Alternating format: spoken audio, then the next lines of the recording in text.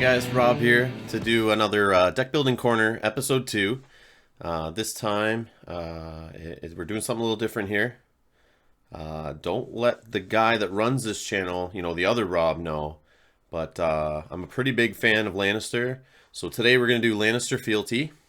No, there's no Martell cards in this deck at all. So that's why I don't want you to tell the other Rob, because he may take this video down once he sees it. So yeah, just don't let him know we're building a deck here that has no Martell cards in it, or he might lose it. So in the meantime, we're gonna wave our Lannister mat here, and we got our little Tyrion here, because we're such hardcore Lannister fans here. Not like the other guy who runs his channel. I'm pure Lannister, different Rob you're thinking of. So I got my little house card here, my little I don't know, stone, whatever the hell this is made of, plastic resin house card, and we'll be drinking out of my Lannister Stein. Hear me roar right there. All right, so let's get to it. So a little history on this deck. So we're doing House Lannister. We're building here on thronesdb.com if you want to know. We'll be posting the deck here. You will see a link to the deck below, so you can get to it and look it over. I'll publish it after. Just like last time, so we're picking Fealty here. We're going to start building the deck. We're going to build it here for you, kind of go through the mind of Rob and why he puts certain cards in and why he plays certain cards. I'll try to explain it as quick as I can, go over it, and then you guys can post questions below in the comments of why did I do this, why did I do that. If I didn't explain it, you can let me know if you'd want to change numbers. And keep in mind, I haven't put this deck online yet. I actually have the physical cards here, and I'm going to go through them and basically input them for the first time online. I basically usually net deck a deck, or I'll just whip together a deck and then I'll play it over and over and tweak and modify. And every time I go out to, like, if it's a deck I care about and I'm working on, I want to make better and focus on, I'll usually basically spread it out on the table the night before going to, like, our weekly meetup. If I know I'm going to get 3, 4, 5 games in with it, I'll spend the time to kind of tweak it to then test through those 3, 4, 5 games, whatever, to see what I think of the changes and if they even made a difference or not, or if I want to go back. So I usually leave the cards I took out on the side. Sometimes I bring them with me and I swap them out if I'm really unhappy with the changes I made, especially with plots. I usually bring plot options with me. But the point I'm trying to make is I have been tweaking this lately, and the version I'm going over today is kind of the version it is right now. But I will tweak it, and in the videos recently I've been getting comments a lot, and that's why I'm doing this deck on this. I should have said this at first, but I probably got about 6 or 7 different comments on, like, Reddit, Facebook, comments to videos where I'm playing this deck. It's the same deck I played on the live stream. You saw me play it like 2 or 3 times at least there. I've been playing it in our weekly meetup stream we did the other day. I played it in a few other videos for sure.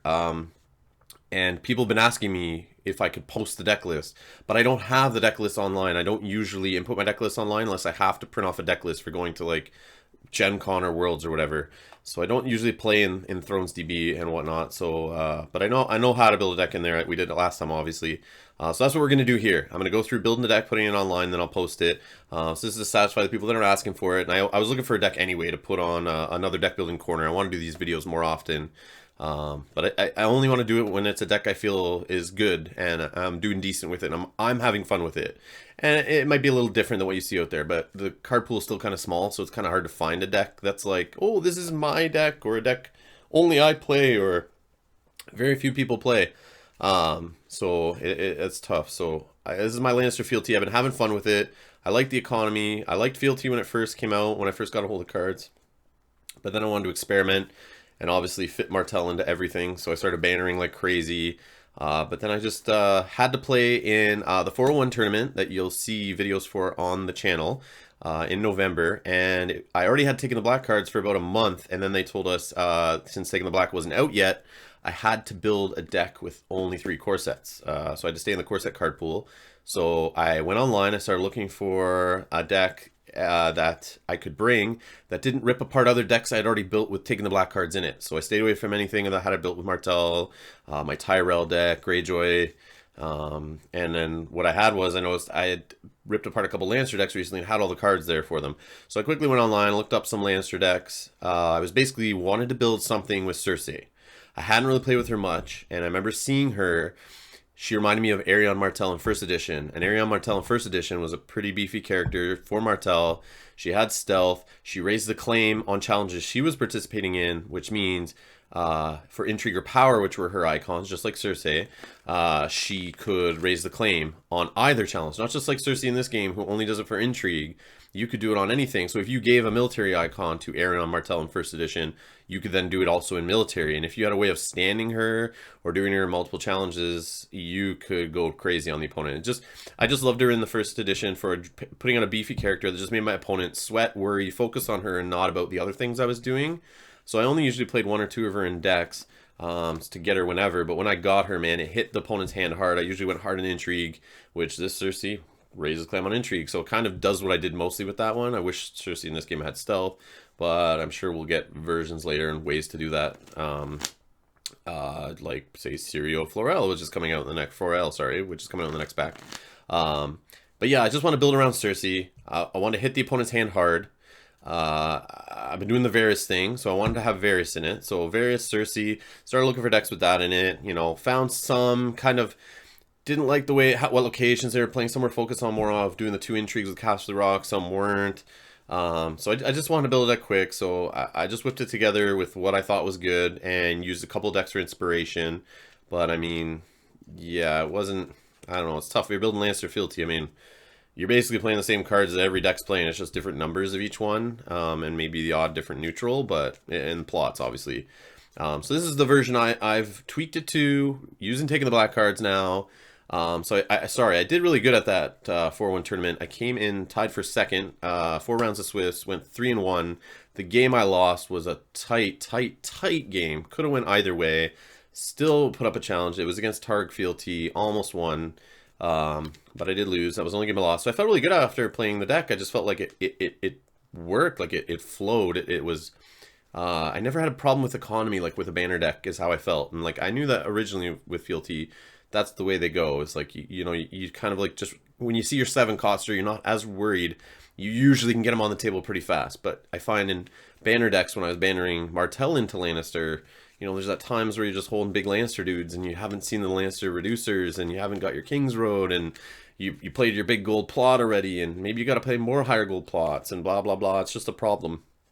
But I didn't find that playing Fealty. And obviously at Lannister, they have other ways of economy generation, so it never felt like I had a problem playing what I wanted to play, and the card draw was nice. So I kind of like this deck. It's as close as I can get to the Martell No Agenda deck I liked in First Edition, which was my version at least was a little aggro-y, so had enough military icons to give your opponent run for their money, but it focused on intrigue, hit the opponent's hand hard, take away their options, slow them down, play Valar Morghulis, blow up the board.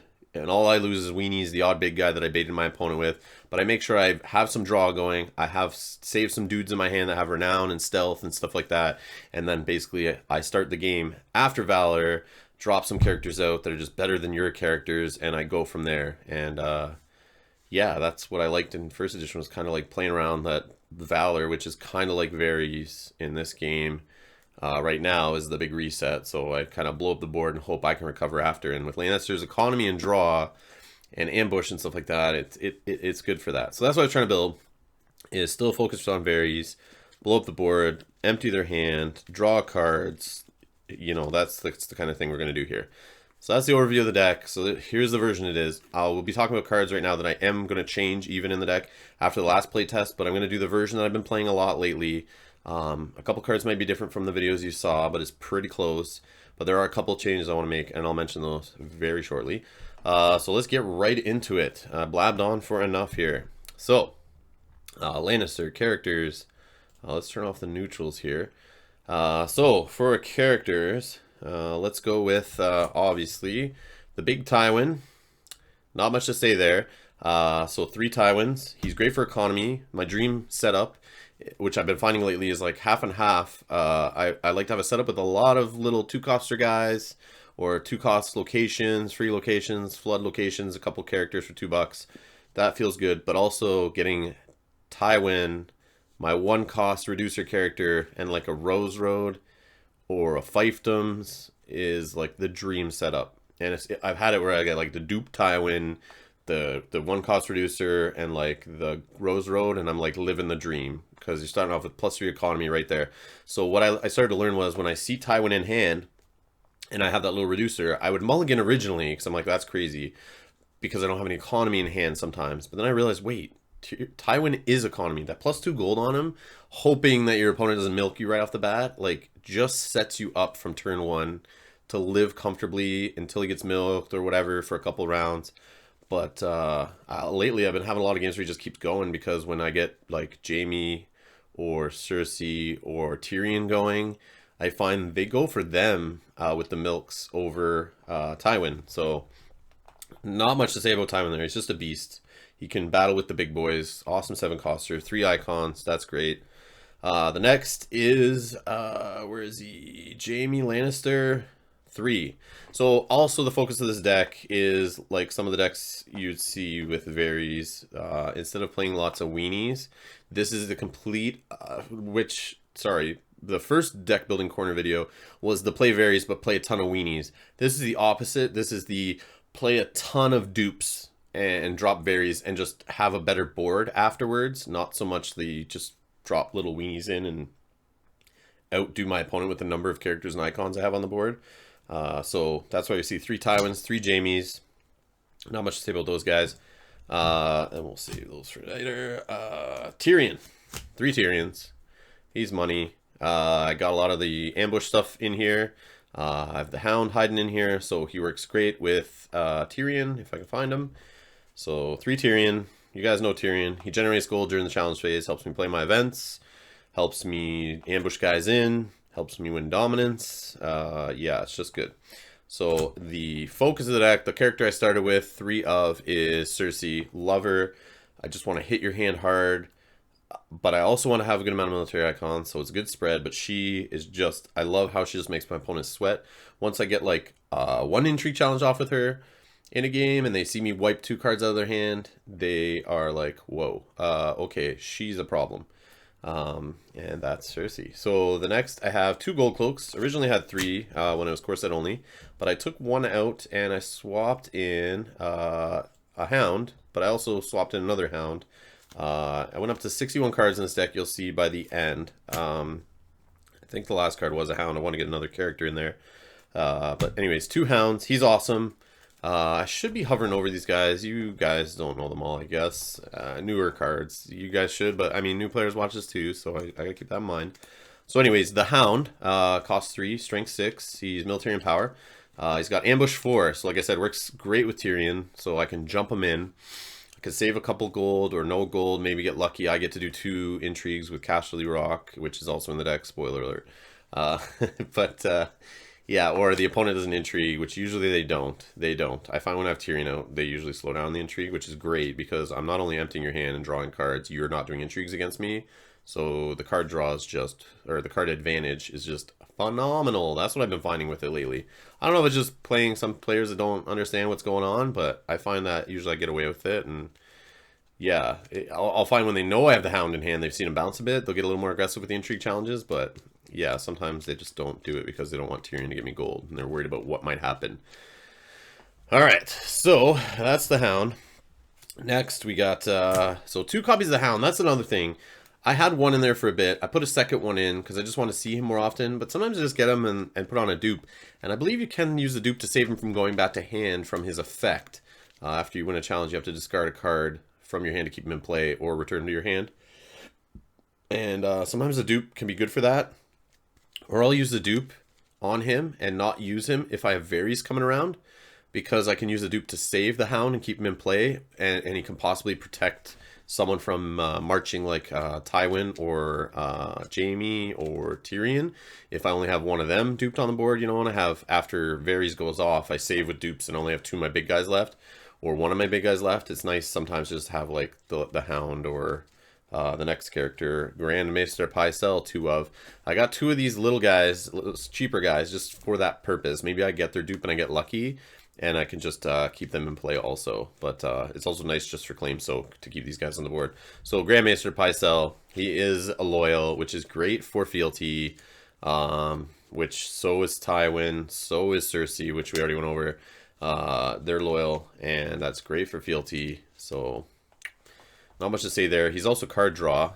He does have insight, as you can see there, which is awesome for another little card draw engine if I don't see Lannisport or Cersei's Wheelhouse, which I'm still iffy on. We'll get to the locations. I'll stop going ahead here. Come on, I'll try to at least. So 2 copies of Joffrey Baratheon, because he's awesome. I have so many Lords or Ladies in here. He's reasonably costed, but there's so many Lords or Ladies in the deck that I find I can Wildfire myself and do that little kill play and get a couple power, or even just off of Wildfire alone if I get enough stuff set up and I know Wildfire, I'm going to have to Wildfire myself, or someone's going to do it to me. And I notice, like, say I have Cersei, Jaime, and Tywin out, or Cersei, you know, Tyrion and Tywin out, and Joffrey Baratheon, if it's late enough in the game, sometimes I'll just kill one of those guys and get him a power. And sometimes the other player on the other side of the board has to kill too. But sometimes it just gets me close enough that, like, you know, he gets 2-3 power on him in a game. And awesome. Sometimes I just get the dupe for him and he sits in play. And when I blow off Varys, he does his effect and use a dupe and save. And I have Joffrey sitting out there too, which is great protection for a March to the Wall play on some of my bigger guys that have might have dupes on them. So yeah, 2 of Joffrey. He's just a fun little guy, annoying option. I've had, actually, in the last game I played with this deck, someone milked him near the end of the game because they did not want to. They did not want me to get power off him to win the game. I still did win, but it kind of frustrated me because I was going to go for the play of Wildfire a turn later, and they milked him over milking Tywin.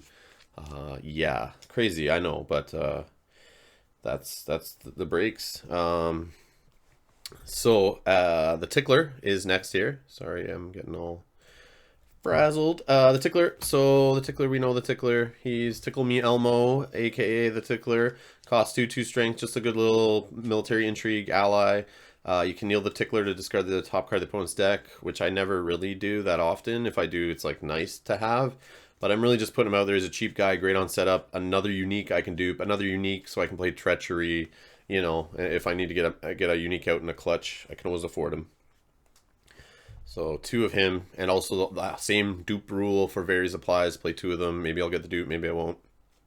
But I want to see him, and that is good. So next is the Burned Men. So I got 3 of them in there, just because they're 2 costs. Great for setup.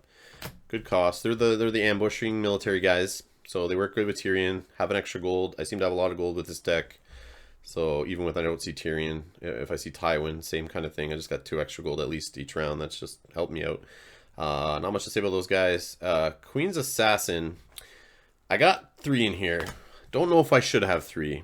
This one I'm a little iffy on. I might cut one, but the 2 cost to just drop a guy in sometimes to have Claim Soak beside my big guys, so that I don't have to use a dupe to save, and I'd rather save the dupe for the Varys play.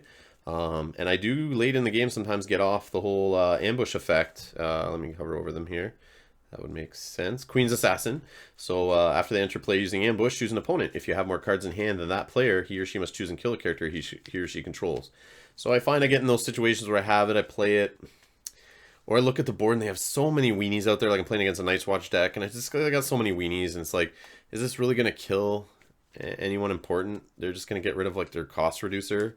So sometimes I'll just look at a board and go, nah, I'll just spend the $2 now and put it out into play just to get another character out there, instead of saving up and trying to play the $4 little sneak in play.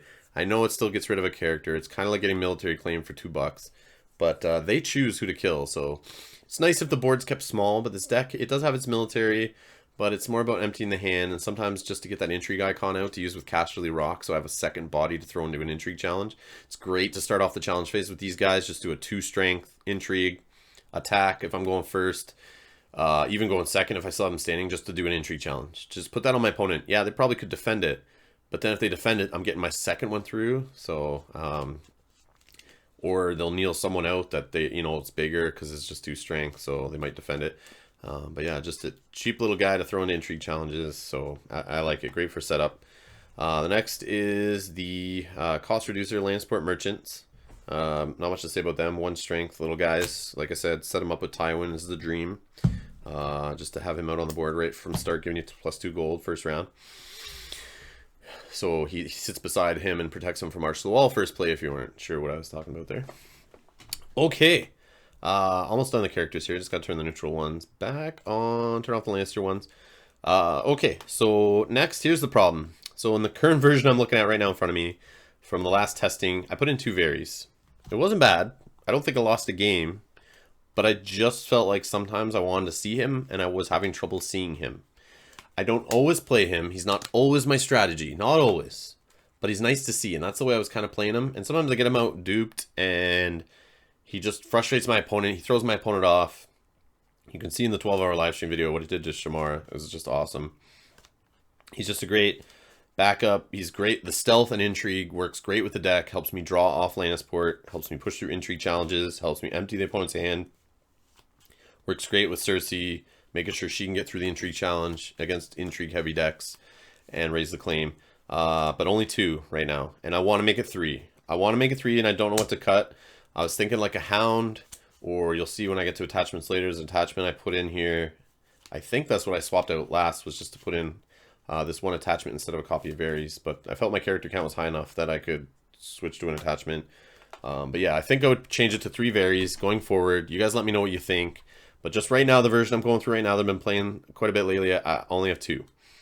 But I did have 3. Ooh, I don't know. I should probably just do the 3. But anyways, 2 right now. We could look at it after. And then I got 1 Littlefinger. Just for an extra lord.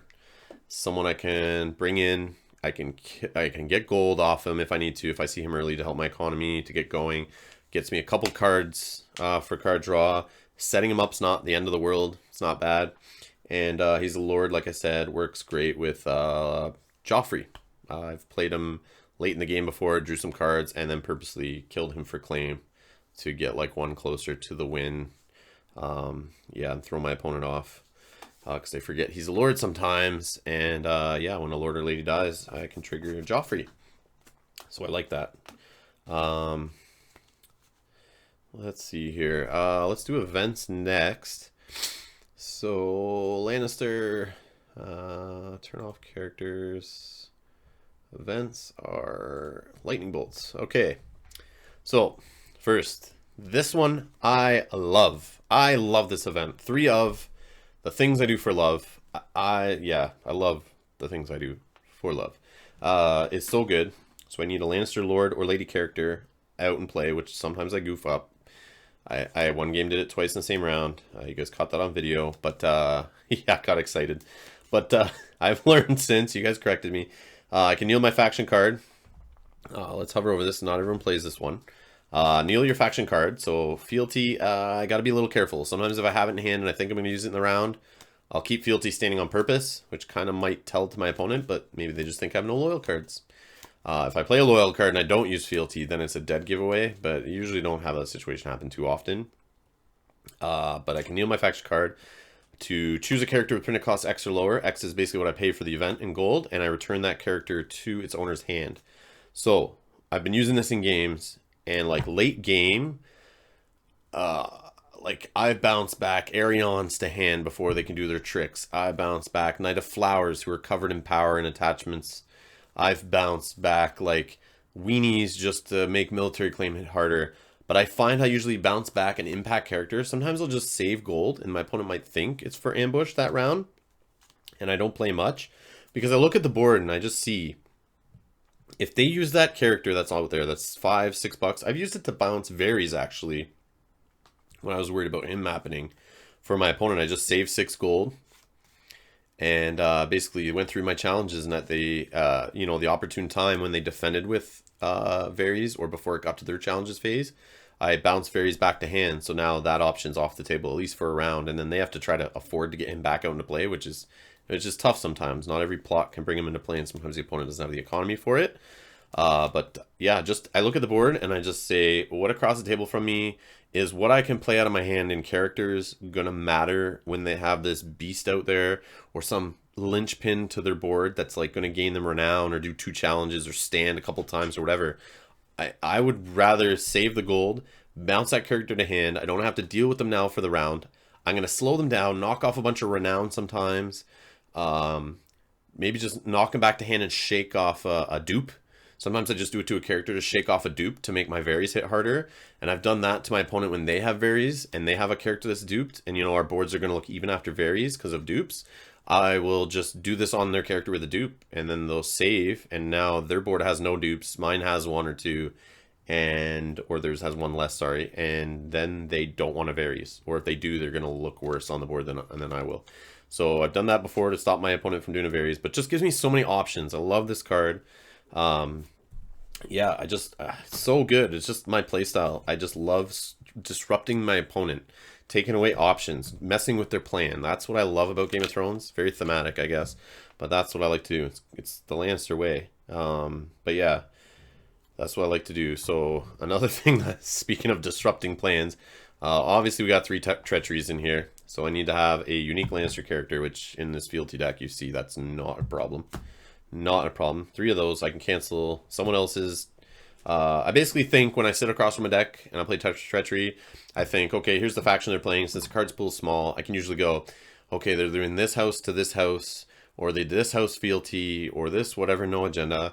What effect in that faction's card pool do I hate the most that will totally screw my game or make them win faster? And I save Treachery for that. If I see varies, I'll save Treachery for that.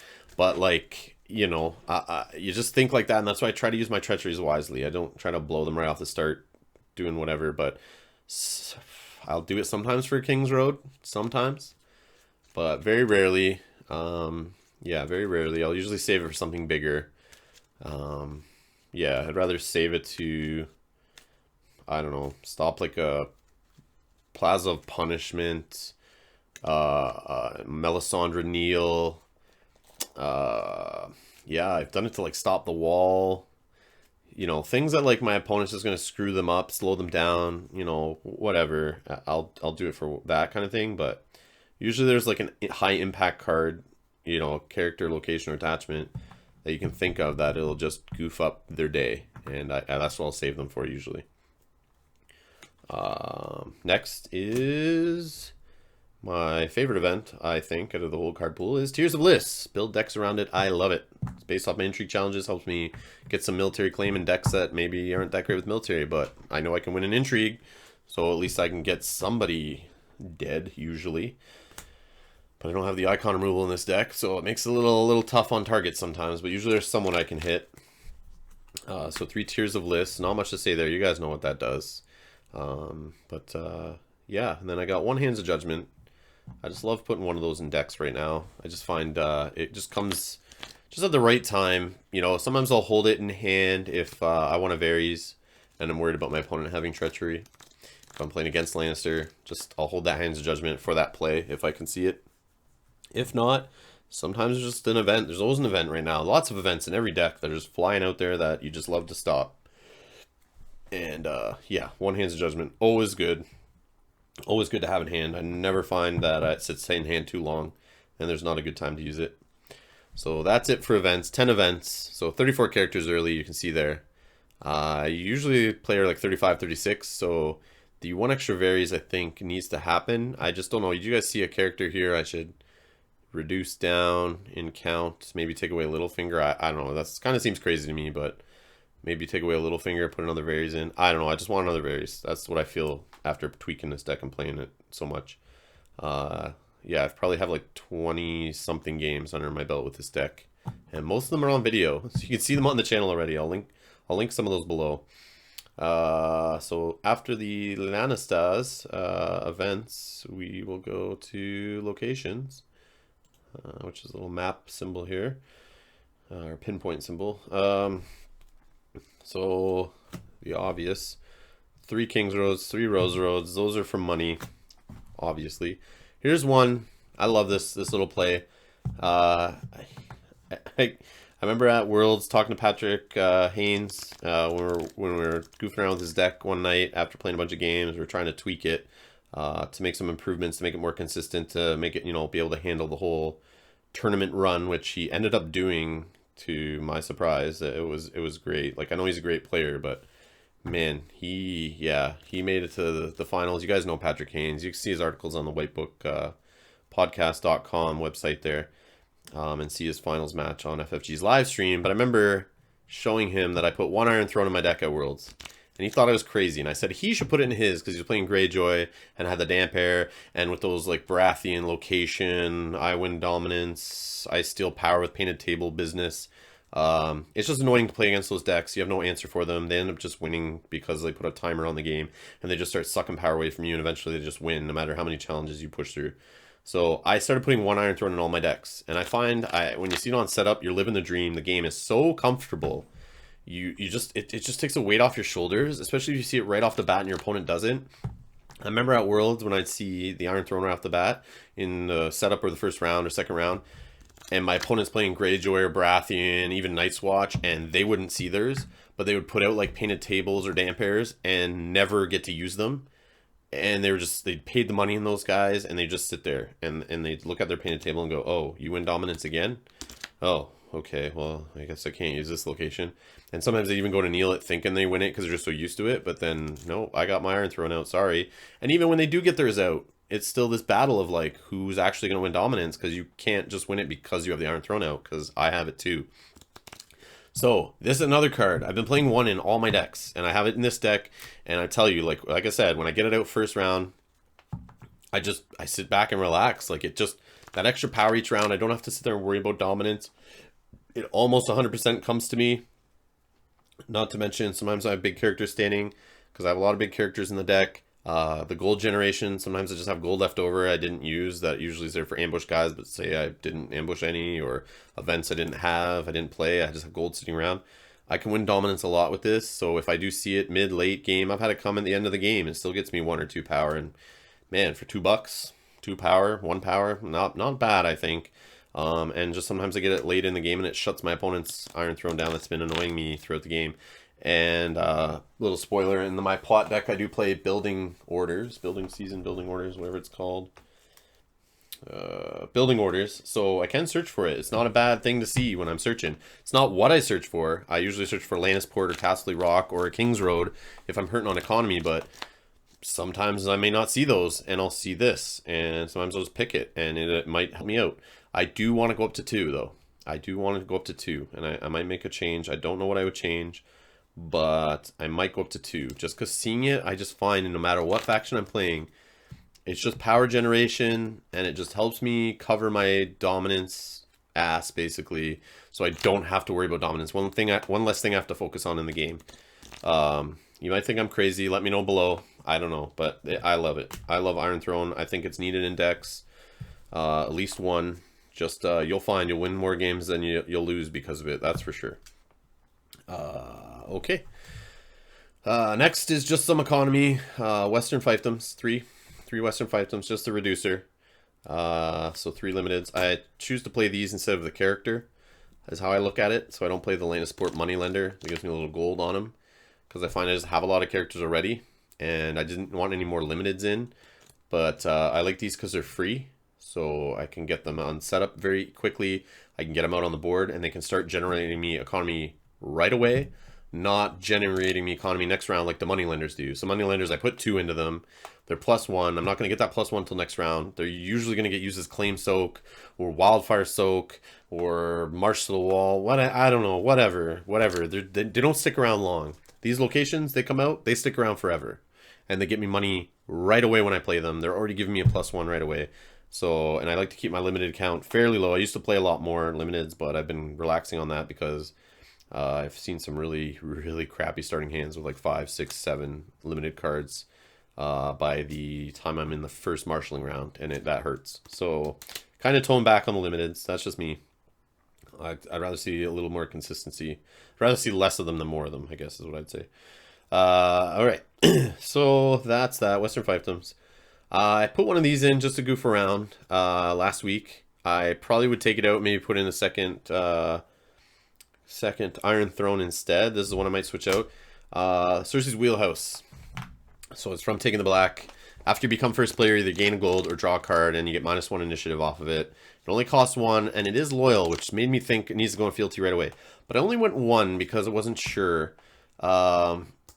Yeah, I put 1 in just thinking it's another way to get card draw going. So worst case, I play it. It shouldn't cost me much, a gold or less with Fealty, and it might get me a gold when I need a gold or draw me a card, and it seems cool. But just when I got it out, it's like I got it out early in one game and drew one card the whole game and no gold. Like I had one chance to use it, and then I found, which is not bad. Going second is good. Don't get me wrong. Putting this out there is to mess with my opponent, make them make the decision on who goes first, put a choice on them that they'll goof up on, and put some stress on them. That's what I love to do, is make them make the decisions, that they make the mistakes, not me. So if they're choosing me to go second all the time, I'm laughing because that's what I want to do. But then again, I paid $1 and this card just sits there and I could have done something else. I usually don't really need the gold, but the drawing a card is what I play it for, and it very rarely happened in the 2 games I saw it. So I don't know. I don't think it should go there. That's why it's just a one of. I might keep it in for a little bit longer and just goof around with it. But I just start thinking, when I see it, would I've rather seen a Lannister, or a Casterly Rock if I hadn't seen them yet, and I see this first? Maybe. It is cheap. I can get it out if I see it early. I can get it out quick. Maybe I need another extra in the deck. I don't know. Maybe I need to play plots that are higher in initiative, so I choose to go first all the time, but then I don't want to go first all the time. That's not my playstyle, and that's not what I want to do in this deck. Especially playing Varys. When I play him on that turn, I don't want to go first because I want to go second so my opponent can't milk him. But yeah, I don't know. I'm still up in the air about this one. It seems great because, like, I'm used to seeing, when I see those words, draw a card on a card, I think this must be played. Just another way to draw into my deck and see what I need to see. But I don't know. I'd rather probably put another copy of Lannister in, so I have 3 of. So we'll go to that one next. I have 2. Maybe I put 3 in instead of a Cersei's Wheelhouse, so I make sure I see Lannister more often. Because I find in games when I get my draw going early, it's like the Iron Throne idea. I just feel more comfortable. The game just flows, and it's always in my favor if I get that early draw going. If I don't, I find myself playing building orders early and digging for it. More than half the time, I'll grab I'll see with 2 copies of Lannister. I've been seeing it almost every time I play building orders. I grab it when I need it, but 1 out of every 5 times I won't see it, and yeah, it kind of hurts. And then I don't have draw for the game, and getting Pycelle out can help, but sometimes I don't see him either. So I was thinking the Wheelhouse just helps with that, but maybe an extra Lannister just helps me get Lannister quicker. But I don't know, Wheelhouse can get me draw before marshalling, so I don't know. I gotta practice with the Wheelhouse a little more and see, but I'm thinking it's gonna be cut. I don't think it would last for the next tournament if I bring this deck again to a tournament. I don't think the Wheelhouse will stay in there. Yeah. So next is, so that was Lannister. We blabbed about the Wheelhouse a lot, and then Casterly Rock, 2 of those. I love the second intrigue challenges. This whole deck is focused on intrigue. I didn't used to play this location. I thought it was meh, but playing Fealty, it's loyal. So it only really cost me 1, usually when I play it out. And when I'm doing those 2 intrigue challenges, yeah, life's good. Almost every one of my characters has an intrigue icon, it feels. So like I said, even with those little Queen's Assassins, I'm just getting those intrigue challenges off at my opponent. And maybe I don't get wins on both, but sometimes I do. Sometimes I'll get 2, especially if I just did a Varys and then I get 2 intrigue icons out and my opponent's playing Greyjoy or Stark or something and they get no intrigue icons out. And then I have Casterly Rock out and I can do 2 intrigue challenges right away. I not only hit my opponent's hand if they even have anything, but I'll hit their hand, and I find they'll play with their hand a lot. And then I will draw cards off of it, which helps keep my card advantage going. And yeah, I just love doing the 2 intrigue challenges.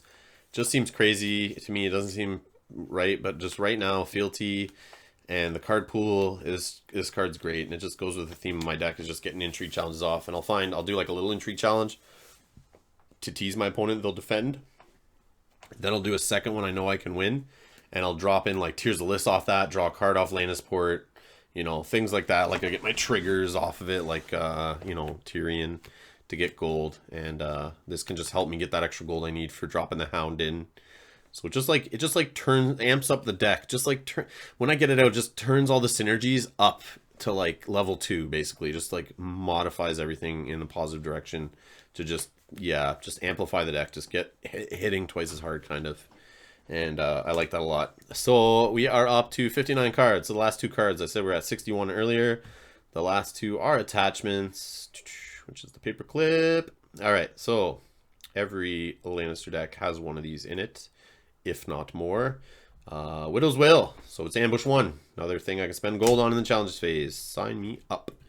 If it's attached to Joffrey Baratheon and gains a military icon, I'd never, ever, ever, ever, ever, ever, ever do that. Don't care to do that. Whatever. I usually put it on someone else who it matters on.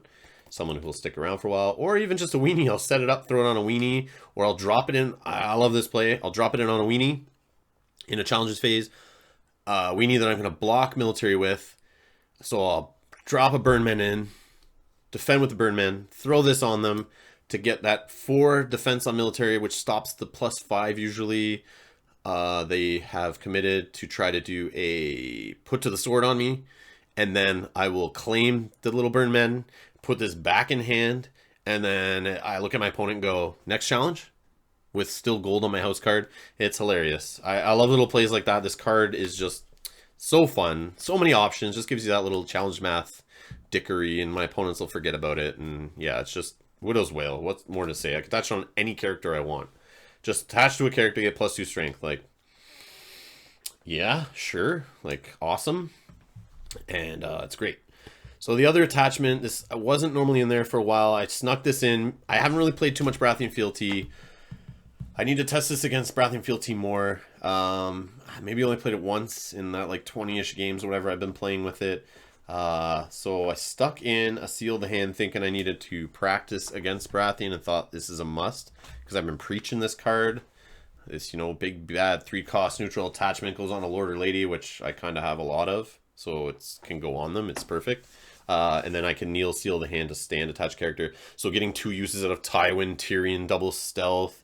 Even I've put it on Varys if I'm going to just keep them out on the board and I don't want to use them for a bit. Or maybe not at all. I just put them out there just for another character, which is always an option with Varys. Having intrigue and stealth works great for the deck. Great for the deck. And then if I just kill him later for claim, he works great with Joffrey Baratheon's ability. Get me a power. But yeah, I put Seal the Hand on any of my lords or ladies, and I just get double use out of them. And if they die, this goes back to hand, and I put it out on another one later. And I usually have money for it, so it's fine. And it's just icing on the cake in most games. But like I said, I got to play more against the Baratheon Neil and see Baratheon Fealty or Neil in general. I've played against some decks that had the R'hllor package bannered in. Not an issue. Never had a problem. You know, I don't care. That's Neil and a character here and there. It's fine. But the Baratheon Fealty with the 2 plots, filthy accusations that are kneeling, the events that are kneeling, the R'hllor cards that are kneeling with Melisandre, so much kneel. This Seal the Hand might help. But then do I put more than 1 in that case if I'm worried about Baratheon Fealty? Probably.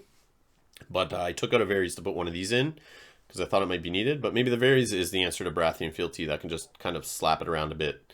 And that's all I need. And the Tears of Lys to handle Robert and stuff like that. So it's not like I'm useless against Baratheon Fealty. I just need to test this deck more against it. So I'm not sure about the Seal of the Hand. Do I even need it? Is one of kind of pointless.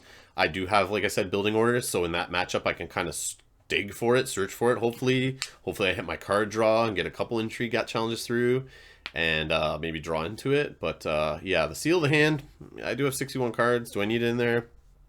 I don't know.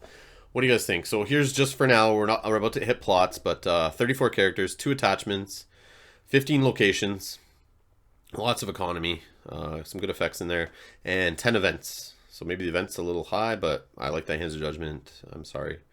I usually play like 9 events, but 10 in this deck because I just love the Lannister. Things I do for Love and Treachery, you have to have 3 of, and I can't not have 3 Tears of Lys in a deck that's all about the intrigue. So you guys have been asking for it. That's the main part of the deck. Let's go to the plots. Nothing fancy here, just generally good plots that go in most of my decks lately. So let's find the plots. Oh, it's the feather pen thingy. Okay. All right. So, plots. Let's see here. What do we got? What do we got first? Okay, Calling the Banners here's on top. Calling the Banners. You guys know this plot. So let's, oh, okay, my plots are kind of hidden up there. So calling the banners, so 3, 6, 1, 6 reserve, plot deck limit 2. Yeah, so I gain a gold for each character my opponent controls. So since I'm playing like all the big dudes and I usually don't have too many guys on the board, my opponent doesn't usually benefit too much off of this against me, but I find there's been a lot of the low cost curve decks and the Night's Watch spam weenies out decks and those kind of things, and it just helps get me money and pay for varies and that kind of stuff. And it's got great initiative, so calling the banners just awesome. Yeah, I sometimes just need high gold. I'm playing expensive character, guys, so sometimes you just need a plot to help you flop those in if you haven't got your economy going. So it's nice to just have economy at the, you know, pull of the trigger, not having to search for it. And I also have, just to help search for some stuff, sometimes I play it late in the game, sometimes I play it early, depending on what's going on, if I need a character early, or if late in the game I just am, you know, top decking and I want to make sure I have a character to play. If I can find it, summons. So 401, reserve 7. Search the top 10 cards of my deck for a character, reveal it, add it to your hand, shuffle your deck. Not much more to say there. Helps me search for varies, and I love doing the whole search for varies, put them on the table to say I found them and just make my opponent all worried. I just love doing that. That's my favorite, just looking at their face going, oh man, not him. Yeah, it's just great. Or I use it to search for a dupe. If I have varies out or I have varies in hand and I've had them in hand for a couple rounds, I know I'm not going to play him yet, and I haven't built up my little board of dupes, I'll use summons to just grab a dupe of the character I want to stick out that I haven't seen a dupe for, or one I need to stay on the board. So I'll grab like a Tyrion, a Cersei, or a Tywin dupe if they're already in play, or if I have them in my hand and I know I can play those guys next and I want to have them duped. So it just helps that whole strategy. So worst case scenario, I'm usually grabbing a dupe with it. But yeah, great card, 401. I don't know, 7 reserve, great for my deck. All right, so next is Game of Thrones. So you guys know I love this plot. It might be my favorite plot in the game. 421, reserve 6. Player cannot do a military or power challenge unless he or she has won an intrigue challenge. Well, I have no problem usually winning intrigues. I have no problem usually defending intrigues to stop my opponent. So I usually play this when I need to slow my opponent down and I haven't got all set up yet. Or if I just need to stall out near the end of the game if they're getting ahead. And yeah, I just need to cool things down. I'll play this plot. Or if I think it's a deck that's going to slap a sneak attack down, or a early, was it Winds of Winter? Winter is coming. The 3-4-2 plot. Yeah, I got the plots in front of me, Rob. What are you doing trying to remember plot names? Where is it? The Winds of Winter. Duh. 3-4-2, reserve 5. This one is not in my deck, but if my opponent, if I'm worried about like a Smash Brothers or Greyjoy or Stark, and I'm worried about them dropping a 2-claimer, I should have just said right off the bat, or a sneak attack, I love to play Game of Thrones first, just to shut that shit down and not have to worry about that. Some people will play Commodore Westeros to do the same thing, which I might do too, but in an extreme case, if I look at their setup and I see it's a Greyjoy, and I know they don't have a house banner in that has intrigue, or they haven't seen any intrigue icons yet, sometimes I'll just drop that down to just not have to worry the first round and just shut them down challenge-wise and make them waste like a 2-claim plot or whatever, which is nice. And the next one is Calm Over Westeros, which I just mentioned. So that is the same purpose. I can just start the game sometimes if I have economy out. I can play this for 5 gold. I can name a challenge type. And usually I'll name military or intrigue sometimes if I haven't got my intrigue set up, or I have like a lot of my good dudes in hand or a varies or something and I don't want to lose them. And it's something I need in my hand that I can't play right now and I want to save. I'll play this, name intrigue, so I don't have to worry if I'm playing an intrigue heavy deck. So I can just hold that in hand and not have to worry about losing the card. Or I'll do military if like I just don't need them hitting my board because I haven't had much claim soak out yet and I decide to put out big dudes instead. So that's always nice. If you know it's early and I play this to afford, let's say, Tywin, and I drop Tywin out and I'll name military, whatever, so that I don't have to worry about Tywin dying to military usually. Maybe put to the sword, but not military in general. But yeah, it's just good stats on this plot. I love it. And it's great first turn play or a play if you're worried about naval superiority. And I've been winning games with this lately by playing this on the turn. I think I'm going to go for the win, or my opponent and I are both close for the win. I'll drop this out and name Power. So then I know on their Power challenge they're not stealing anything from me. And I don't have to really put anyone in the challenge other than like a weenie to block the unopposed. And then I come and hit them back for Power challenge and I claim Power. So just stops the opponent from grabbing the win and lets me helps me get to it. Next is March to the Wall, because it goes in every deck, kids. If you're not playing within your deck, I don't know what you're doing. But I play with it at tournaments 100%, and usually practicing games, I won't always put it in the deck, just for fun, because I like to change things up. It's not my favorite plot, but it's needed. It's the plot you need. 4-8-1 and 5 reserve. The reserve is a little low for my liking, but usually when you're playing this later in the game, you're marching, you don't have usually that full of a hand. Sorry. And yeah, you just want to, you know, march away when they set up one character, which happens rarely, but sometimes they're just stuck and they need to do it and you can march them away. Or you get lucky and you get to march away a good character. Or you just need the initiative to go first or second. And yeah, it's great for that. Next is building orders, which we already talked about. And all the reasons what I search for with that. So you know, we'll skip over that one. Ooh, and Wildfire Assault. Just for those decks, I find decks that just, I usually put out lots of big dudes duped, so I'm not really spread out that wide with my characters, but my opponents sometimes do, and I have a little trouble with that sometimes, so I like to reel them in, and it helps with the card advantage, so they're flooding guys out, you know, spending all they're spending less money, but putting out more cards, so they're emptying their hand quicker, so then my intrigues hit a little harder, but they'll flood the board, I find, faster when I'm hitting, usually when I'm playing an intrigue heavy deck like this, I'll start hitting my opponent's hand, then I'll notice they'll play out more than they want to, because they'd rather just not lose it in intrigue, but then they flood the board, and then how I punish them is either Varys or Wildfire. I'll slim the board back up, where I have nice big dupe dudes, and I'll slim their board down to just like, you know, one big guy and a couple weenies, and it usually looks good for me after Wildfire. So that's why I play Wildfire in this deck. And I'll usually do Wildfire after playing Call on the Banners a turn or two earlier and getting all that money. So they might think I'm going to Wildfire, and usually what I'll drop is Call on the Banners instead and collect a bunch of gold. And they'll maybe have played a March to the Wall to counter my Wildfire. And then I'll Wildfire next turn after I just got a crap ton of money the turn before. So that's the deck. Let's go up to the plots here. You can see all 7 of them. Game of Thrones, Building Orders, Call on the Banners, Calm over Westeros, March to the Wall, Summons, and Wildfire. So that's the deck, guys. 61 cards, 7-card plot deck. Using core sets 3 and taking the black. So House Lannister Fealty. Let me know what you guys think. Like I said, the things that are bugging me right now that I probably change after the few games lately is Queen's Assassins. Do I need all 3? Varys. I want 3 in there for sure. Do I need 2 the Hounds? Maybe I only need 1. He's kind of a nice to have when I see him. I don't need him. The deck doesn't completely rely on him. Sometimes I don't have the gold that much to play him, but for 3 cost, it's just nice to marshal him sometimes, just to get a body on the board. And Seal the Hand. Is that really needed? And this whole Cersei's Wheelhouse. Does that need to be in there? Or should I be playing another Casterly Rock or another Lannisport? Probably another Lannisport or another Iron Throne maybe. 61 cards. Should I be at 60? If so, what should I cut? What should I change? What would you guys change?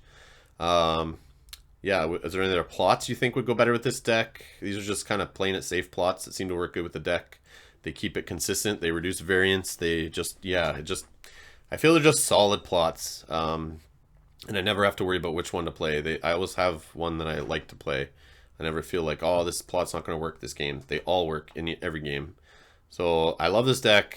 I didn't think I'd like it that much. I just, like I said, whipped it together to play core set only tournament, and then kind of fell in love with the deck, and then went home and grabbed taking the black cards and just started jamming them in and changing numbers of cards and stuff. So yeah. Click like if you like the video. You want to see more deck building corners, make sure you subscribe to the channel. I'll do more of these. Let me know what you guys think below. I don't know what my next deck I'm going to tackle is. But you guys wanted to see this deck. At least some of you wanted to know this deck list. Well, here it is. I told you I'd bring another deck building episode with it. But yeah, we can go look at the stats too also. Actually, yeah, charts. This is probably good to look at too. Well, you guys can look at this, I guess, afterwards when I post the deck. But there you go. So the icon spread, you know, kind of heavy in the intrigue, but it's got not bad military, and the power is definitely covered, and power is underrated. So yeah. Um, yeah, that's the deck. And yeah, let me know what you guys think. I keep saying that over and over again, but I do want to hear your feedback. Leave the feedback on thronecb.com for it, or you can leave feedback on this video. I'll see that faster because ThroneCB, I have to go to it to see it. I don't know if I get notifications on that, but I appreciate all the comments you guys left on the last deck building video. So I'll leave some links below to other games where I've played this deck, and yeah, that's my Lannister Fealty and why I build it and how I play it. So thanks a lot for watching, guys. Thanks a lot for letting me ramble on about my deck and why I put what I put in it. So if you have any questions, let me know, and make sure you subscribe, like the video, and I will see you next time.